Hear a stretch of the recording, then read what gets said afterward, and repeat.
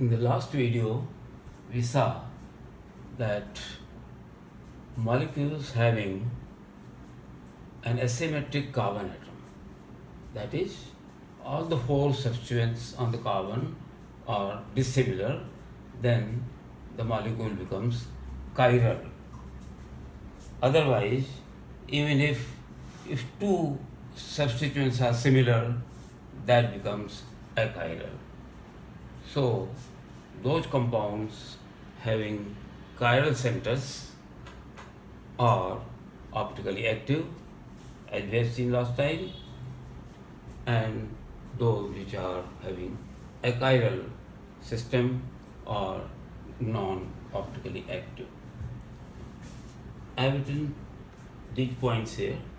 Identical achiral molecules, for example, methane, this is achiral 4, CH3Cl, 3 similar, CH2Cl2, 2 similar. These are not having any chiral center, so they are not optically active and will not show any optical isomerism. Water molecules similarly, ethyl alcohol, all these are achiral and don't show optical activity. And that's why these are the mirror image of each other. They nullify, because they are superimposable, they nullify the effect, that is, light passes through the solution of these compounds, then what adds to the diversion of light is compensated by another molecule which is mirror image of this, and that's why the net result is zero hindrance in the path of light. So they don't show any optical activity. Whereas chiral molecules which have one chiral center are not the mirror images we have seen in the last video, and they are superimposable. So chiral molecules, when light passes through these molecules, the additive effect comes into play, that is, each molecule adds to the diversion of the light and you observe the optical rotation. Whereas enantiomers, that is, mirror images, that is, its reverse. Two enantiomers or enantiomer pair, if taken in equal quantity, equimolar quantity of these two enantiomers, then the net result will be zero. So no optical activity will be shown if a mixture, equimolar mixture of these enantiomers is taken, because they nullify the diversion made by one molecule. So we will see later that this mixture, equimolar mixture, is known as racemic modification. Although individually they are optically active, but the equimolar mixture becomes optically inactive.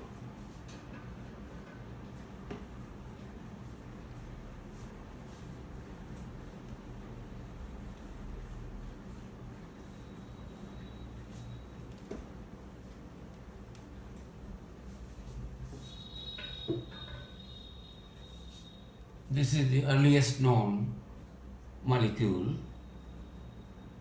which has optical activity.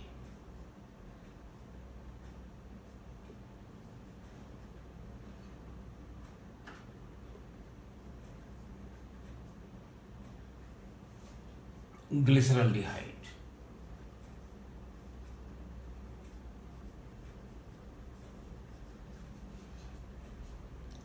This has this carbon as asymmetric center. We can write two enantiomeric forms for this. This is carbon, tetrahedral carbon,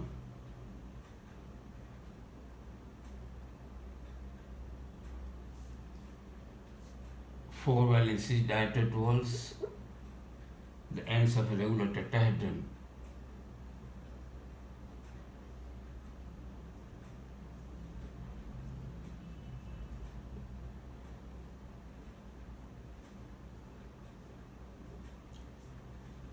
This is a structure of one enantiomeric form.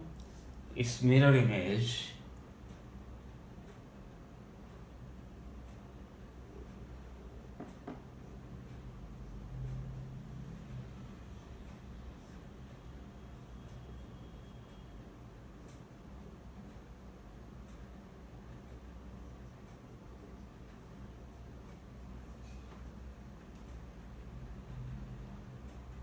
one of these is dextrorotatory, the other is levorotatory. You cannot know by writing a structure whether this is plus or this is plus. You have to have the value from the actual experiments. To write the structures every time in this way is cumbersome. So Fischer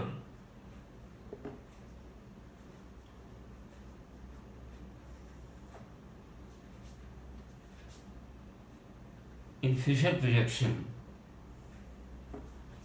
we draw two perpendicular lines intersecting at point.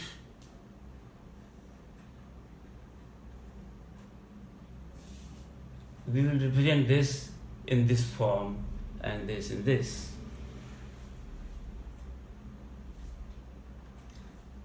Say this is the molecule. These two are coming out like this, bulging out. So, as is visible here, we put one at this place and one at this place. Those two going back are put here. CHO and CH2OH. And this is the mirror image, OH, H, CHO, CH2OH. So this is the easier form of writing these structures. These are two enantiomers. This is the earliest known compound having optical activity. So it was difficult in the beginning to say whether this one with right side OH is dextrorotatory or this as dextrorotatory.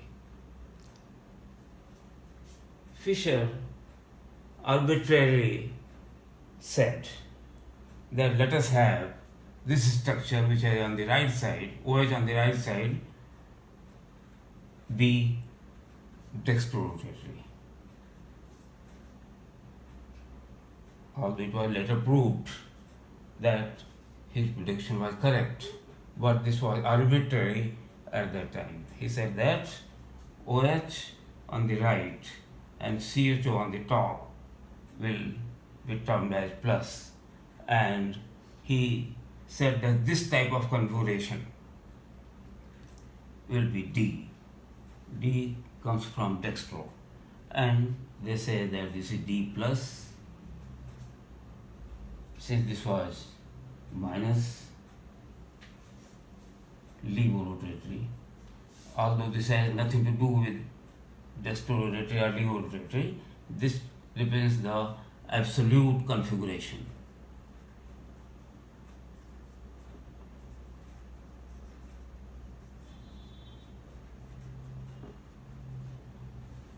in the beginning, only hydroxy acids, hydroxyaldehydes, or aminoaldehydes and amino acids were known. So he suggested that if CHO or COOH is put on the top,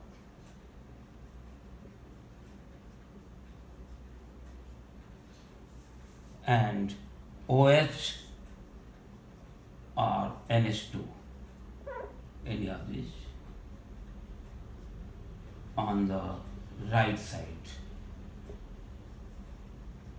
the configuration is D. Because small number of compounds are known, so this could suffice. Later on we will find that the compound may have here CH3, Br, Cl, NH2. So this does not fulfill this criteria. You cannot name them D or L, but earlier it sufficed. If OH and NH2 on the left, they termed it as L. So this was L configuration and this was D configuration.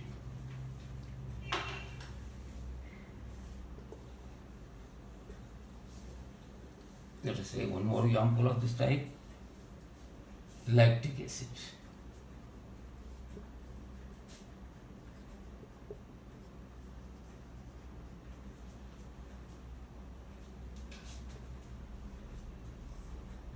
You can write two enantiomers. This is asymmetric center. COOH on the top, OH on the right, making it D. H on the left. OH and H2 on the right and H on the left.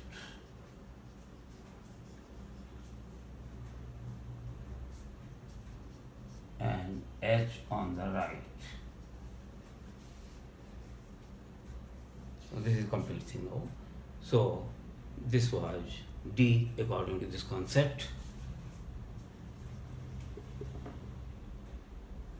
Mirror image, the other enantiomer, and this was L according to this. But actually this was minus and this is plus. So this sign of rotation has nothing to do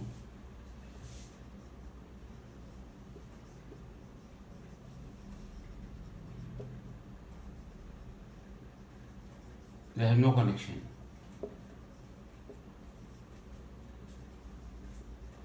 with configuration D or L. There will be D plus, D minus, L plus, L minus. There are several such examples. In the next video, we will try to name these compounds in a systematic way, which will cover all type of compounds.